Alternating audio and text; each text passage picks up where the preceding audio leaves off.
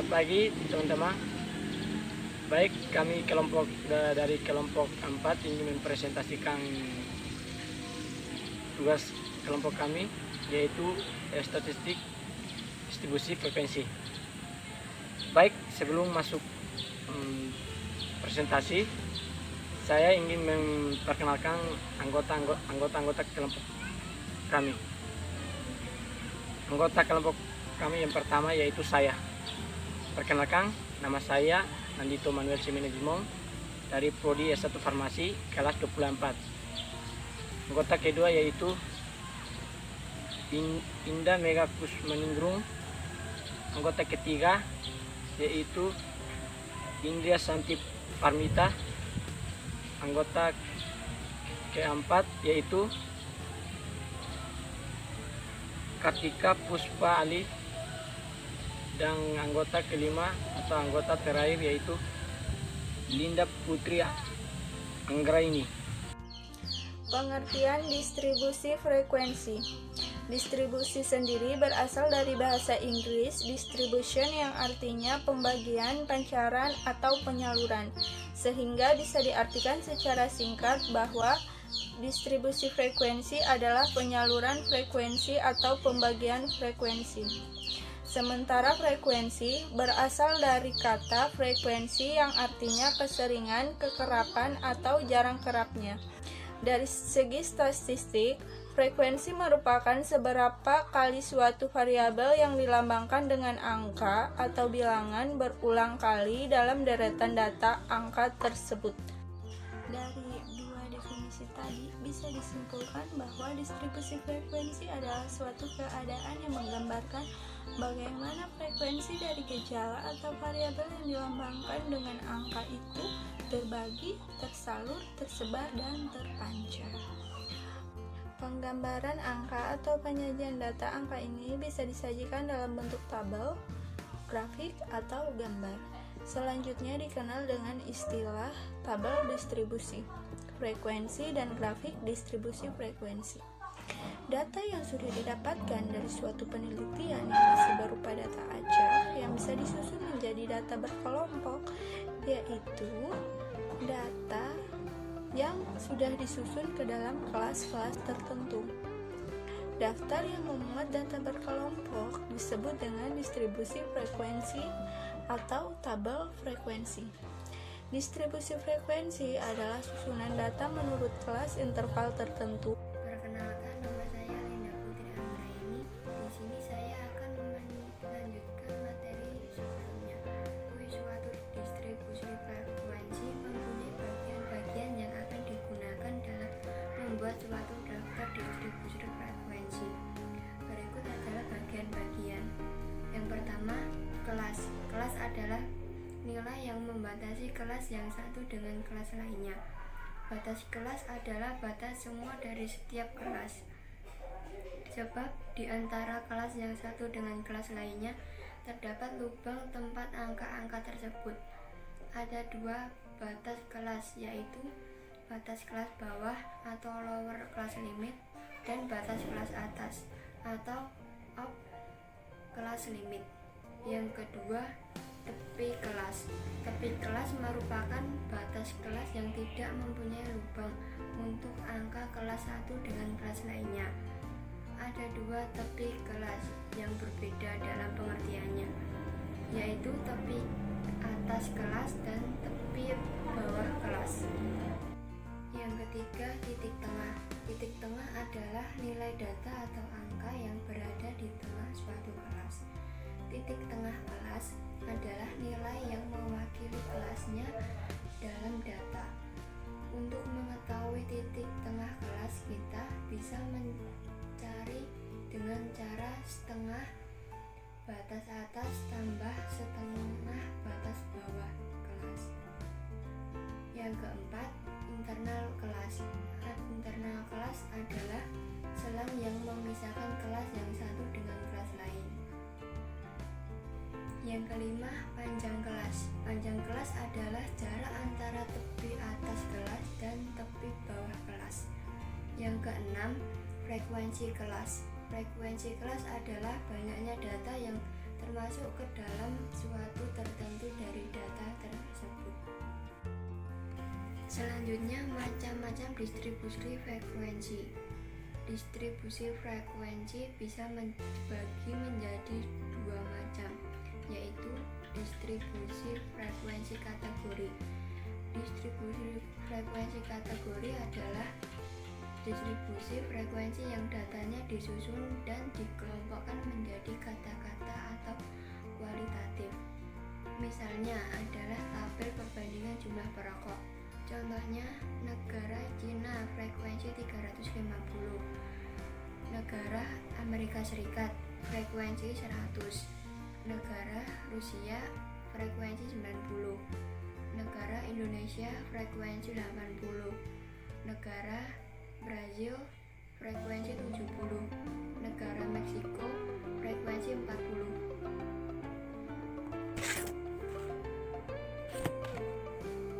Yang kedua, distribusi frekuensi numerik. Distribusi frekuensi numerik adalah distribusi penyatuan kelas-kelas yang disusun secara interval dan didasarkan pada angka-angka. Contohnya adalah tabel distribusi frekuensi nilai statistik. Contohnya seperti ini. Interval kelas 50 sampai 54 frekuensi 5, 55 sampai 59 frekuensi 8, 60 sampai 64 frekuensi 15, 65 sampai 69 frekuensi 40, 70 sampai 74 frekuensi 17, 75 sampai 79 frekuensi 9, 80 sampai 84 frekuensi 10. Di sini saya akan melanjutkan penjelasan materi, yaitu tentang jenis distribusi berdasarkan kriteria. Distribusi frekuensi masih dapat dibagi lagi menjadi beberapa jenis. Distribusi frekuensi berdasarkan kriterianya, yaitu yang pertama yaitu distribusi frekuensi biasa. Distribusi frekuensi ini berisikan jumlah frekuensi dari setiap kelompok data. Distribusi frekuensi dapat digolongkan menjadi dua macam, yaitu distribusi frekuensi numerik dan distribusi frekuensi peristiwa atau kategori. Yang kedua yaitu distribusi frekuensi relatif. Distribusi frekuensi relatif berisi nilai-nilai hasil bagi antara frekuensi kelas dengan jumlah pengamatan. Distribusi frekuensi relatif menyatakan proporsi.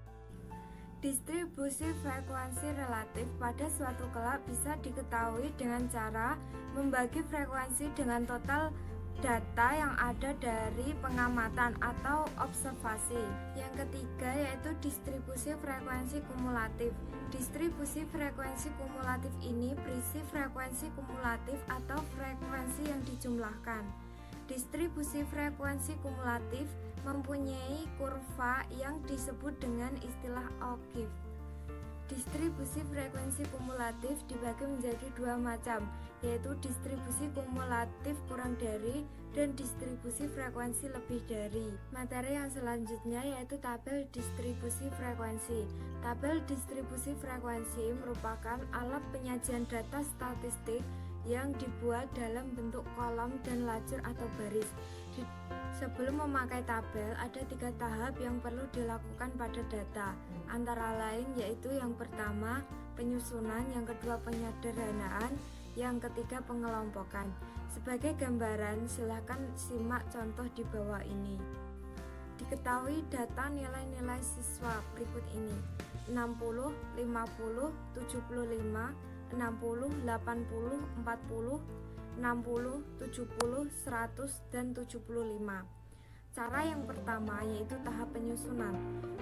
Disusun berdasarkan nilai dari yang terkecil sampai yang terbesar, yaitu 40, 50, 60, 60, 60, 70, 75, 75, 80, dan 100.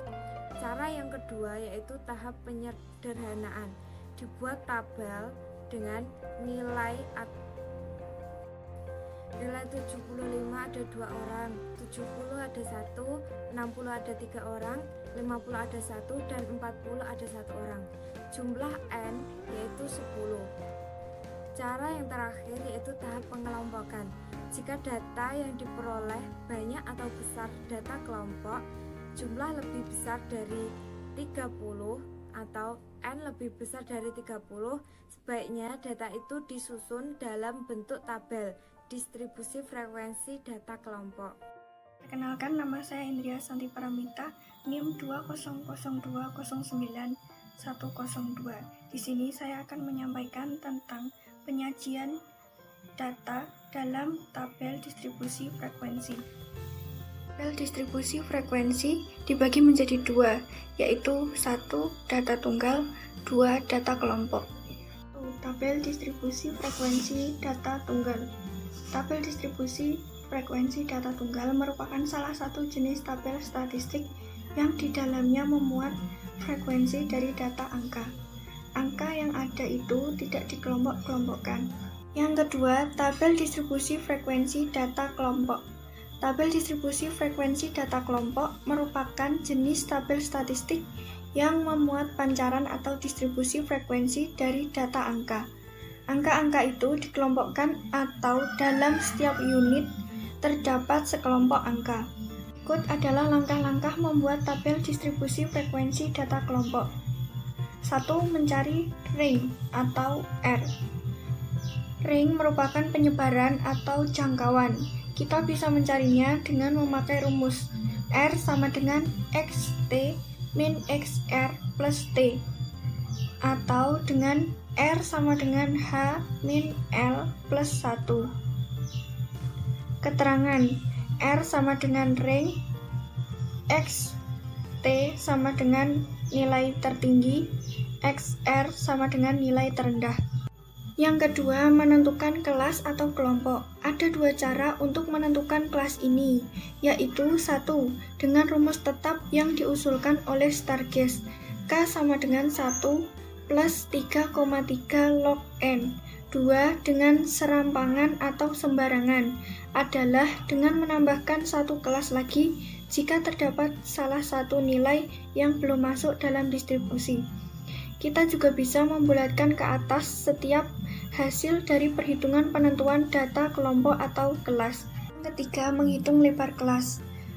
Menghitung lebar kelas atau interval kelas disimbolkan dengan I, sedangkan rumusnya adalah I sama dengan R per K.